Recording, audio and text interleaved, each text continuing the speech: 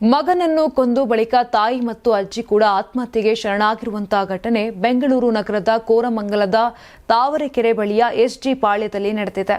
ಮಗ 14 ವರ್ಷದ ಮೌನಿಶ್, ತಾಯಿ 38 ವರ್ಷದ ಸುಧಾ, ಅಜ್ಜಿ ಮುದ್ದಮ್ಮ ಮೃತರು. ಮೊದಲು ಪುತ್ರನಿಗೆ ವಿಷ ಕುಡಿಸಿ ಬಳಿಕ ತಾವು ವಿಷ ಸೇವಿಸಿ ಆತ್ಮಹತ್ಯೆ ಮಾಡಿಕೊಂಡಿರುವ ಶಂಕೆ ವ್ಯಕ್ತವಾಗಿದೆ. ಎಸ್ಜಿ ಪಾಳ್ಯ ಪೊಲೀಸ್ ಠಾಣಾ ವ್ಯಾಪ್ತಿಯಲ್ಲಿ ಪ್ರಕರಣ ಕೂಡ ದಾಖಲಾಗಿದೆ. ತಮಿಳುನಾಡಿನ ಧರ್ಮಪುರಿಯಿಂದ ಬೆಂಗಳೂರಿಗೆ ಬಂದು ಸುಧಾ ಕುಟುಂಬ ನೆಲೆಸಿತ್ತು. 1.5 ವರ್ಷದಿಂದ ಬಾಡಿಗೆ ಮನೆಯಲ್ಲಿ ವಾಸವನ್ನ ಮಾಡ್ತಾ ಇದ್ರು. ಸುಧಾ ಮತ್ತು ಮುದ್ದಮ್ಮ ಅವರು ಮೊದಲು ಸಣ್ಣ ಹೋಟೆಲ್ನಲ್ಲಿ ಬಿರಿಯಾನಿ ಮಾರಾಟ ಮಾಡಿಕೊಂಡು ಜೀವನವನ್ನ ನಡೆಸುತ್ತಿದ್ದರು. ಆದರೆ ಲಾಸ್ ಆದ ಬಳಿಕ ಚಿಪ್ಸ್ ಹಾಗೂ ಹಾಲು ಮಾರುತ್ತಿದ್ದರು. ಕೊನೆಗೆ ಮನೆ ಕೆಲಸಕ್ಕೂ ಹೋಗುತ್ತಿದ್ದರು. ಸುಧಾ ಕಳೆದ ಕೆಲವು ವರ್ಷಗಳಿಂದ ಗಂಡನಿಂದ ದೂರವಾಗಿ ತಾಯಿ ಹಾಗೂ ಮಗನೊಂದಿಗೆ ವಾಸವಾಗಿದ್ದರು. ಉದ್ಯಮ ಕೈ ಹಿಡಿಯುತ್ತದೆ ಎಂದುಕೊಂಡವರಿಗೆ ಉದ್ಯಮದ ಸಾಲವೇ ಜೀವನಕ್ಕೆ ಶೂಲವಾಗಿದೆ.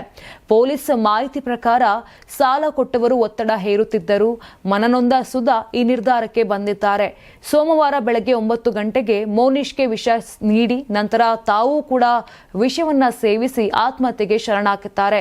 ವಿಷದ ಸೇವನೆಯಿಂದ ಮಗ ಮೌನಿಶ್ ಮತ್ತು ಸುಧಾ ತೀವ್ರ ನರಳಾಟದಿಂದ ಜೀವ ಬಿಟ್ಟಿದ್ದಾರೆ. ಮುದ್ದಮ್ಮ ಅಜ್ಜಿ ತಕ್ಷಣವೇ ತಮ್ಮ ಹಿರಿಮಗಳು ಮಹೇಶ್ವರಿಗೆ ಕರೆ ಮಾಡಿ ಬೇಗ ಮನೆಗೆ ಬಾ ಎಂದು ತಿಳಿಸಿದ್ದಾರೆ.